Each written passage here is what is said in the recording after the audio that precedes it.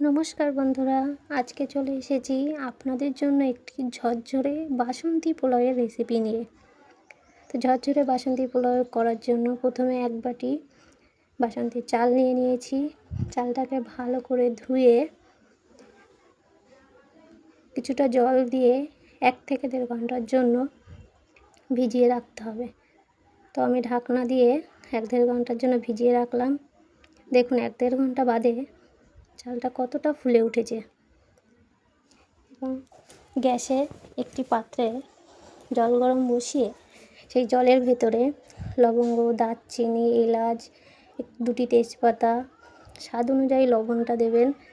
কোনো food colour ব্যবহার হবে না, ওই কারণে হলুদ দিয়েছি। কিছুটা সাদা তেল দিয়ে ভালো করে মিশিয়ে নিলাম। মিশিয়ে জলটা ফোটা পর্যন্ত অপেক্ষা করবেন। জল ফুটে গেলে চালগুলো দিয়ে দেবেন। চালগুলো দিয়ে খুব বেশি নাড়াচাড়া করবেন, নাহলে চালগুলো ভেঙে যেতে পারে। দেখুন ঠিক 80% মতন সেদ্ধ হয়ে গেলেই নামিয়ে নেবেন। বেশি সেদ্ধ করা যাবে না।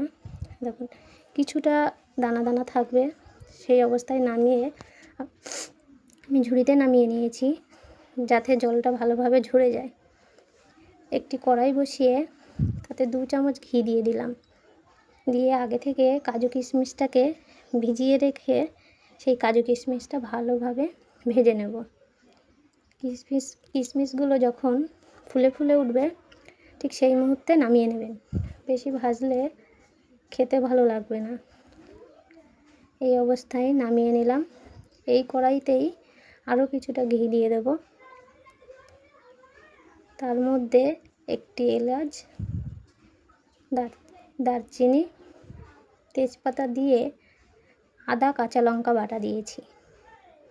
আদা কাঁচা লঙ্কাটাকে গন্ধ যতক্ষণ না ছাড়ছে ঠিক ততক্ষণ নাড়াচাড়া করবেন। নাড়াচাড়া হয়ে গেলে সেই সিদ্ধ ভাতগুলো দিয়ে দেবেন। ভাতগুলো আলগোছে নাড়াচাড়া করবেন। কিছুটা নাড়াচাড়া করে, আমার কাছে বেশি চাল ছিল ওই জন্য ভাতটাও বেশি হয়েছে।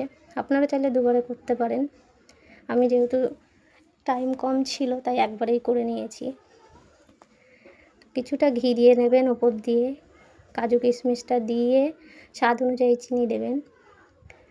আপনারা যে যেমন চিনি খান ঠিক সেই মতন চিনিটা দেবেন। দিয়ে ভালো করে নাড়াচাড়া করে নেবেন। দেখবেন কত সুন্দর ঝরঝরে হবে। দেখুন আমার এখানে কত সুন্দর ঝরঝরে পোলাওটা হয়েছে। একদম গায়ের সাথে লেগেও ধরেনি, বেশ দারুণ হয়েছে। আপনারা অবশ্যই একবার ট্রাই করে দেখবেন। যে কোনো অনুষ্ঠানে এইরকমভাবে করবেন, অসাধারণ খেতে হয়েছে। আপনারা একবার ট্রাই করবেন, আমার পাশে থাকবেন। অবশ্যই লাইক সাবস্ক্রাইব করে পাশে থাকবেন। সবাইকে দেখার অনুরোধ রইল। নমস্কার বন্ধুরা, আজকের মতন এই পর্যন্তই। আবার পরের ভিডিওতে আবার অন্য কোনো রেসিপি নিয়ে চলে আসব।